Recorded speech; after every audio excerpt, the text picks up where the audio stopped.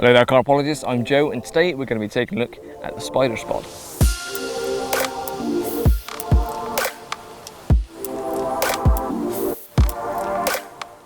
Now I first got my hands on one of these about 6 months ago back in the winter and I was so taken by it back then. This is all I use now in my own fish, and this is actually the exact same spod that I reviewed back then, so it stood the test of time. Despite some of the comments saying that these things break up, I have not found any issues with it so far. It's because the materials are made of a plastic rubber mixture, so you've got the nice rigidity of the plastic but also the elasticity and the bendability of the rubber. So here you can see I'm bending one of the panels around, snaps back in place, absolutely no issues whatsoever. Now this is slightly different to other bait rockets on the market because it uses magnets rather than sort of a clipped mechanism, and what I found is that one, it's far more reliable. I'd say 95% of the time this opens. I'm not going to say it's 100% every time because every now and then it doesn't open. That's whether you hit the clip slightly funny or whatever.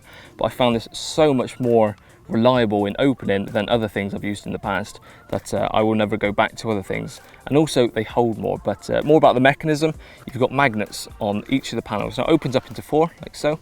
And that also aids in how the bait is distributed when it lands on the water. It hits the water, all those veins open, drops all the bait instantly, and then it also makes it very quick to drag it back because that's skipping along the surface, whether it be all 4 veins open or like so, or if it closes again, it's such a tight seal it doesn't let any water in.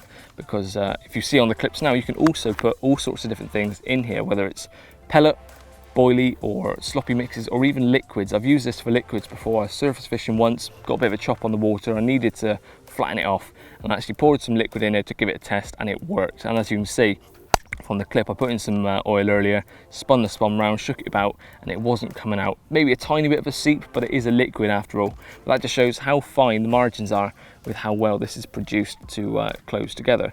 There's a couple of different ways of opening this, but all of which only requires one hand. So you can always keep this one on your spod rod, wind in, grab it in this hand, squeeze, and you've got 2 panels open, scoop up and close. Or the way I like to use is just thumb on the side of one of the little panels, push it open like so, and then you can scoop up with just the 1 panel open. I find that allows you to get much more bait in there without wasting any space. You get more out there and quicker. One-handed, fast and efficient.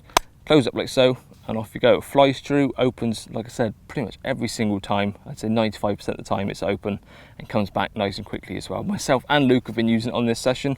He's now converted to these. He's going to take a couple away from him.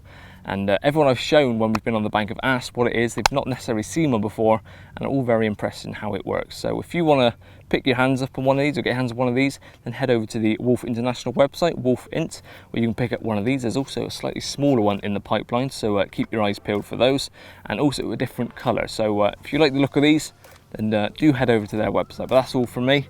Hope you're going to catch something. No fish so far, but there's definitely bait out there. Cheers for watching, and see you again soon.